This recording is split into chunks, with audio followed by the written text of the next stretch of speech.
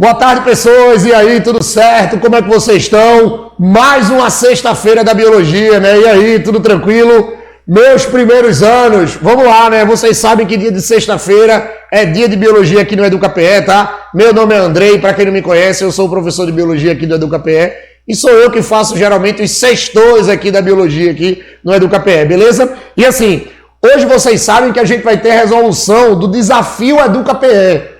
Vocês viram que lá no AVA, né, vocês pegaram algumas questões do desafio EducaPE e eu vou responder algumas daquelas questões, beleza? Mas antes da gente começar a resolver as questões, primeiro eu quero mandar aí meus parabéns, meus sinceros parabéns para todos os professores aí da rede, tá? Porque ontem foi o dia de vocês, ontem foi o nosso dia, tá? O dia dos professores, tá? Sinceramente eu acho que o dia do professor é todo dia, tá? Todo dia que a gente sai para trabalhar, todo dia que a gente sai para nossa luta diária lá com os meninos para ajudar exatamente esses meninos, eu já acho que é o dia do professor. E vocês, meninos, que não deram parabéns aos professores de vocês, ainda é tempo, viu?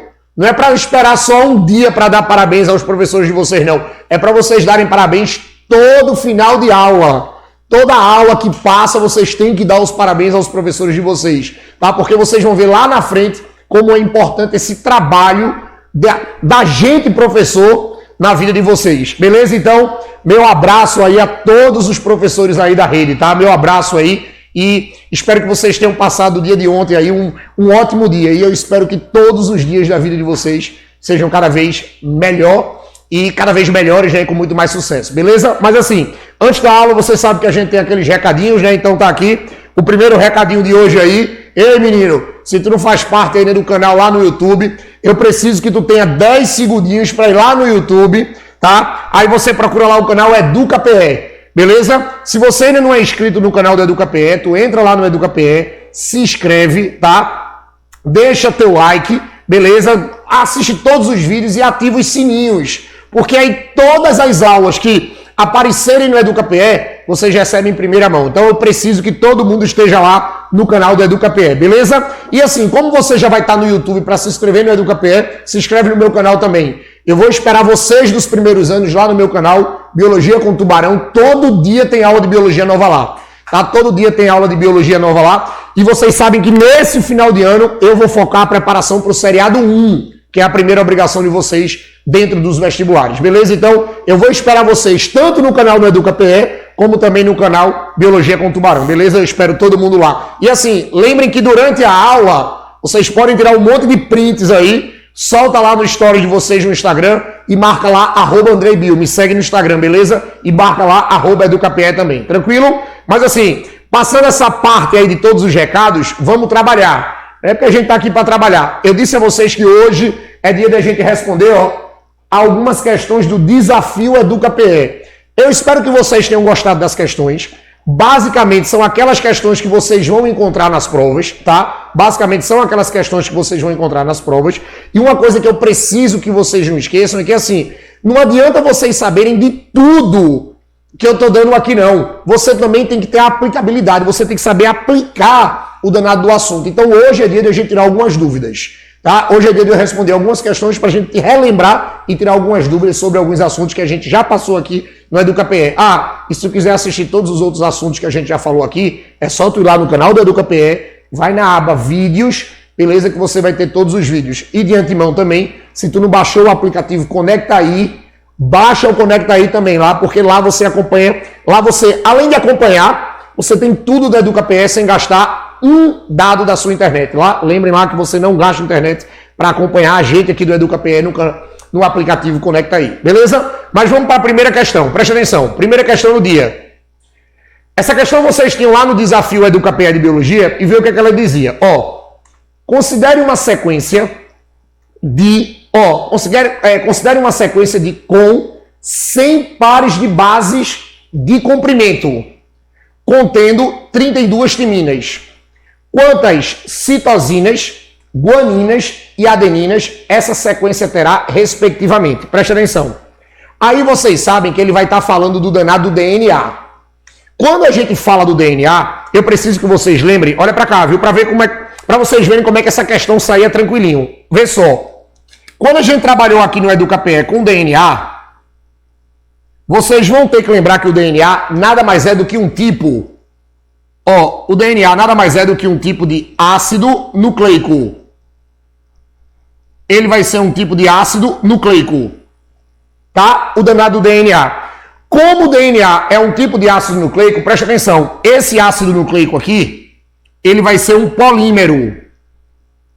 Ele vai ser um polímero. Que assim, nas nossas aulas de bioquímica aqui no EducaPE, eu disse a vocês que toda vez que vocês pegam esse termo polímero, polímero é uma molécula macro. Tá? Polímero é uma molécula grande. Aí qual é o detalhe? Se isso aqui é um polímero e o polímero é uma molécula macro, é uma molécula grande, esse ácido nucleico chamado de DNA, ele vai ser formado pela união de monômeros. Ele vai ser formado, preste atenção, pela união de monômeros. Então assim, você tem um DNA, e esse DNA, ele vai ser formado pela união de monômeros. Aí você vai dizer assim, tá, Andrei, o que são os monômeros? Olhe, os monômeros é como se fossem os tijolinhos dos polímeros. Porque o que acontece? Polímero é uma molécula macro. Polímero é uma molécula grande.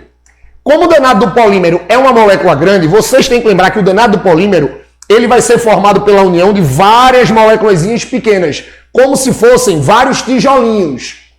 O tijolo do monômero, ou melhor, o tijolo do polímero, é o monômero.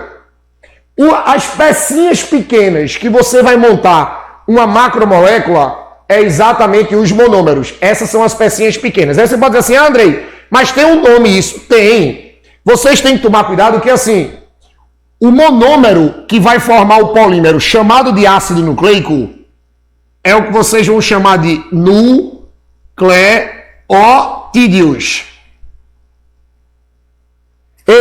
Os nucleotídeos são os monômeros que vão formar o polímero chamado de ácido nucleico. Ou seja, todo ácido nucleico é formado pela união de nucleotídeos. Todo ácido nucleico, para ser formado, você vai ter que unir nucleotídeos. Aí você pode dizer assim, Andrei, essa união tem nome? Tem. O nome da ligação em que você vai ter entre nucleotídeos para formar um ácido nucleico é o que a gente chama de ligação fosfodiéster. Vou repetir. A ligação fosfodiéster é a ligação responsável pela união dos nucleotídeos para formar um ácido nucleico. Andrei, quantos tipos de ácido nucleico tem mesmo? Ácido nucleico são 2, DNA e RNA. Ácido nucleico são 2, DNA e RNA. A gente não pode esquecer disso. Aí o que é que vai acontecer? Eu estou falando aqui do DNA. Andrei, mas eu só vou ter que saber disso? Não. Tu vai ter que lembrar que o nucleotídeo que vai formar o DNA, olha para cá. Esse nucleotídeo ele vai ter assim, ele vai ser formado por um açúcar chamado de desoxirribose. O nucleotídeo que forma o DNA vai ter um açúcar chamado de desoxirribose. Vai ter um fosfato, vai ter a participação do fosfato, e vai ter uma base nitrogenada. Uma base nitrogenada. A gente não pode esquecer disso. Quando vocês trabalharem com nucleotídeos, todo nucleotídeo tem uma base nitrogenada. Todo nucleotídeo tem uma base. Andrei, quem são as bases que formam os nucleotídeos do DNA? Menino, olha para mim. Quando você pega nucleotídeo que forma DNA, essa base, ela pode ser assim, Ela pode ser uma adenina, ela pode ser uma citosina, ela pode ser uma chamada de timina e ela pode ser uma chamada de guanina. Aí você pode dizer assim, Andrei, tu já botou nessa organização do quadro de propósito? Foi. Porque o que é que acontece? Presta atenção. Quando vocês trabalham com as bases nitrogenadas, essas bases nitrogenadas que formam o DNA, elas vão ser formadas em pares. Elas sempre vão estar, organizadas em pares. Como elas vão estar organizadas em pares, presta atenção.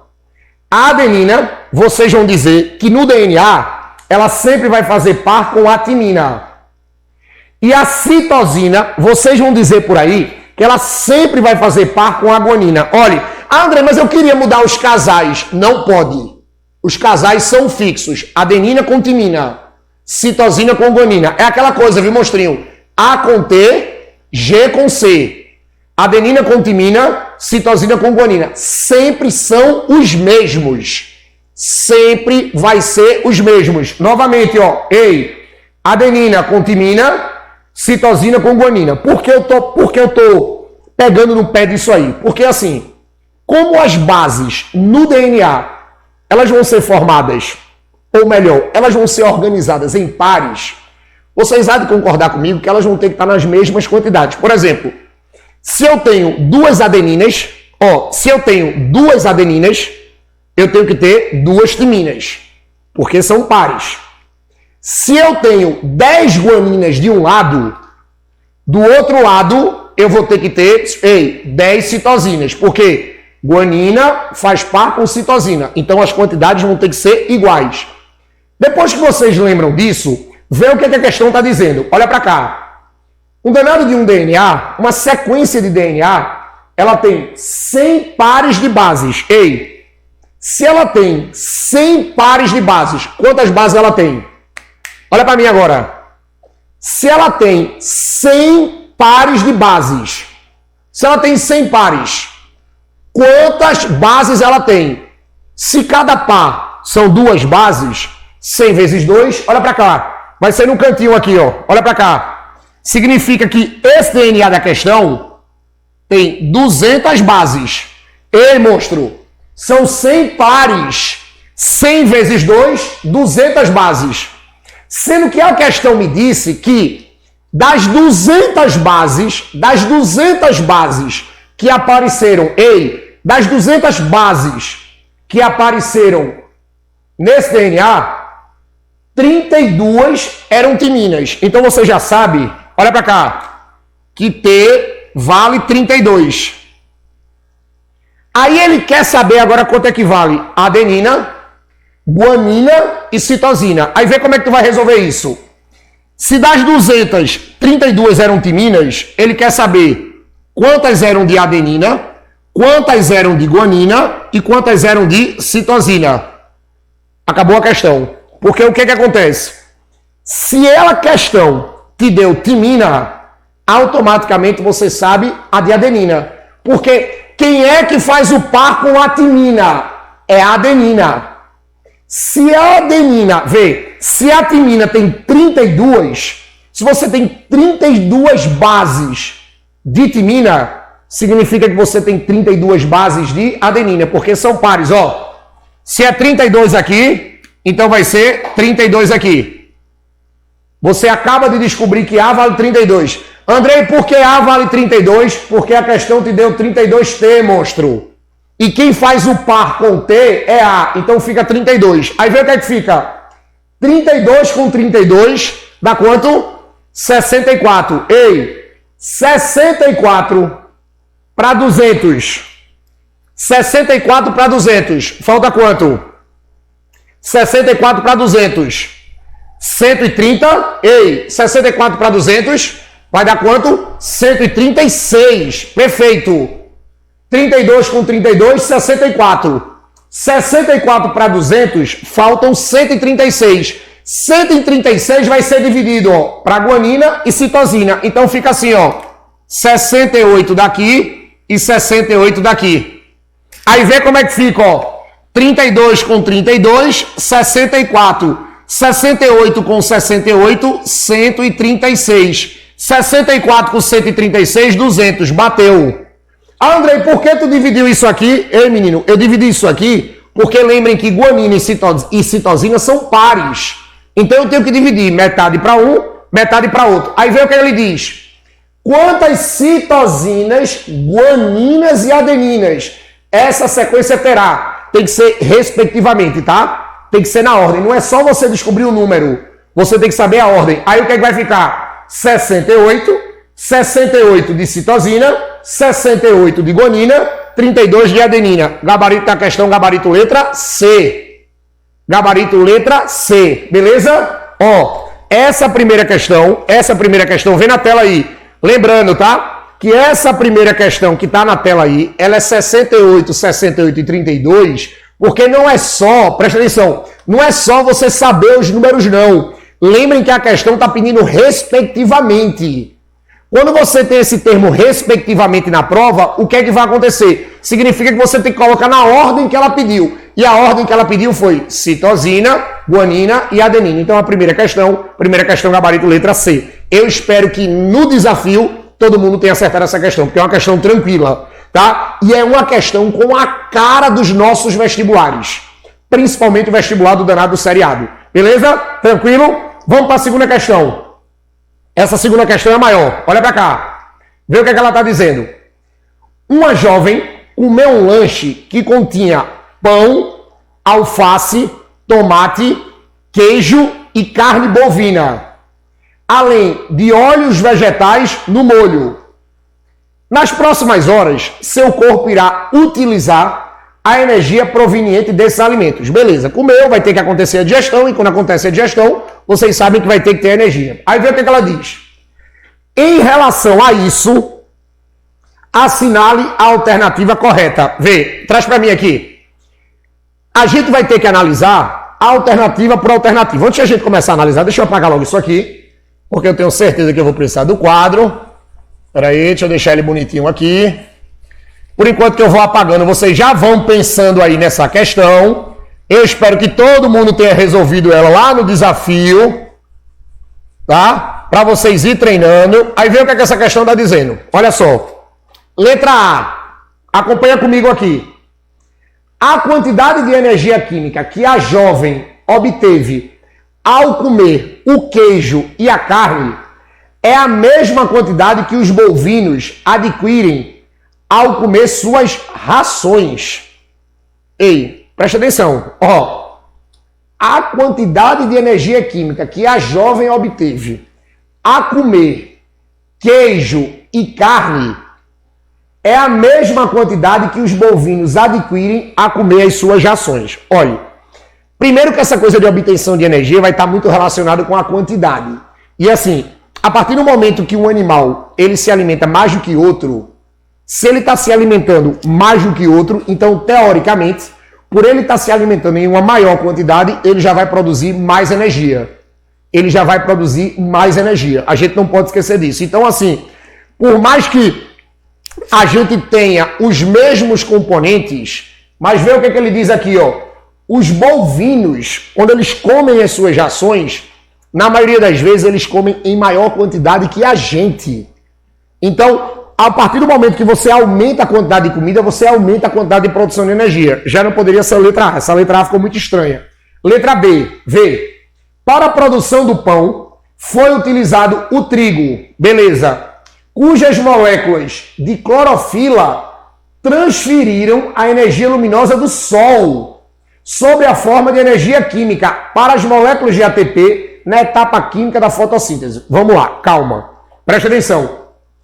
Para a produção do pão foi utilizado o trigo, beleza, cujas moléculas de clorofila transferiram a energia luminosa do Sol sobre a forma de energia química para as moléculas de ATP na etapa química da fotossíntese. Ei, tudo ficou bonito, tudo ficou bonito. Ó, tudo isso aqui foi bonito. Aí chegou nesse final aqui. A etapa química da fotossíntese, eu disse isso aqui. A etapa química da fotossíntese, a gente usa a luz. Raciocinem comigo. A fotossíntese tem quais etapas?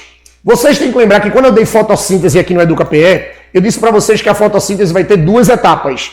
A etapa luminosa e a etapa escura. A etapa luminosa é a etapa que você vai usar a luz. É a etapa que você vai usar a luz, que é chamada de fase clara ou fase fotoquímica. A fase química é a fase escura, não usa luz. Veja, é a cara da UPE essa questão. Tudo aqui está bonito. Aonde é que está o erro? Aqui. Porque de vez de estar etapa química, era para estar a etapa fotoquímica. Tem que ler com atenção. Não pode ser letra B, tá? Letra C. A tomate é um dos alimentos que forneceu a glicose, que entra na mitocôndria para a realização do ciclo de Krebs. Ei, glicose entra na mitocôndria? Veja, glicose entra na mitocôndria? Não! Quando eu dei respiração aeróbia aqui, o que foi que eu disse a vocês? A danada da respiração aeróbia, preste atenção, a danada da respiração aeróbia é uma respiração que vai ter 3 etapas. E a primeira etapa da respiração aeróbia, qual é? Qual é a primeira etapa da respiração aeróbia? É a glicólise. Ou seja, você vai quebrar a glicose em 2 moléculas de piruvato para depois o piruvato entrar na mitocôndria. Glicose não entra na mitocôndria. Quem entra na mitocôndria é o piruvato. A glicose é uma molécula grande, não cabe na mitocôndria. Aí vocês, também não podia marcar C. Aí vê o que diz a letra D. A alface é um vegetal capaz de aproveitar gás carbônico e água para produzir substância orgânica que lhes servem de alimento, utilizando a luz solar como fonte de energia. Beleza, a alface é um vegetal, vai usar água e carbono para fazer fotossíntese. Guarda a letra D. E a letra E. Para a produção, para a produção, pela indústria panificadora do pão, desse sanduíche, foi realizado um processo de respiração aeróbia por bactérias. Ei, para produzir massa é respiração aeróbia? Eu já falei isso aqui no EducaPE. Para produzir massa é fermentação. E não é qualquer fermentação, não. É a fermentação alcoólica. Ei, monstrinho, por que a fermentação alcoólica? Ei, por que a fermentação alcoólica? Porque a fermentação alcoólica é a fermentação que libera CO2. Aí a massa cresce. A danada da massa, ela cresce. Lembrem que a fermentação láctea não tem liberação de CO2. Então não serve para massa. Para massa, você tem que fazer a fermentação que libera gás e faz a massa crescer. Então, nessa questão, o gabarito da questão era gabarito letra D. Uma questão boa que vocês tinham que ler com calma, alternativa por alternativa, para ir encontrando os erros. Beleza? Então, gabarito dessa questão, mostrei gabarito letra D. Eu espero que todo mundo tenha acertado. Tranquilo? E assim, a última questão é muito rapidinha. Vê o que eu trouxe aqui, a última. A última é uma colher, tá? Vê o que acontece. As moléculas mais utilizadas pela maioria das células para os processos de conversão de energia e produção de ATP, que é o trifosfato e adenosina, tá? São os carboidratos. Em média, um ser humano adulto tem uma reserva energética na forma de carboidratos que dura um dia. Já a reserva de lipídeos, lembre que não está errado, tá? Lipídeos ou lipídios, não tem problema. Pode durar um mês. O armazenamento de lipídeos é vantajoso sobre o de carboidrato pelo fato de os primeiros terem a característica de ser. Puxa para mim. Vocês têm que lembrar o seguinte para a gente terminar. Lembre que quando eu dei bioquímica aqui nas primeiras aulas do EducaPE, eu disse a vocês que o açúcar é a principal fonte de energia. A danada da gordura é a principal reserva de energia. Reserva. Aí o que é que vai acontecer? Quando você trabalha com essa coisa de reserva de energia, tu tem que lembrar que a gordura é uma coisa que fica guardada principalmente no tecido adiposo. E o tecido adiposo não gosta de água. Gordura não gosta de água, de maneira geral. Isso aí, por essa gordura ser uma coisa hidrofóbica, ou na maioria das vezes hidrofóbica, essa gordura, por ela ser majoritariamente hidrofóbica e entrar na composição do tecido adiposo, ela vai ser mais difícil de ser quebrada. Por isso que ela é mais fácil ser uma reserva energética do que ser uma fonte de energia. Lembrem, a maioria dos lipídios são hidrofóbicos, não tem afinidade com água. Então eles vão entrar na composição da gordura para se tornarem uma reserva mais eficiente. Por isso que o gabarito dessa questão era gabarito letra D. Beleza? Mais uma questãozinha aí que eu espero que vocês tenham acertado no EducaPE, lá no desafio do EducaPE, tá? Ei, e eu te espero aqui nas nossas próximas aulas, viu? Ei, o nosso sextou acabou. Valeu, pessoas!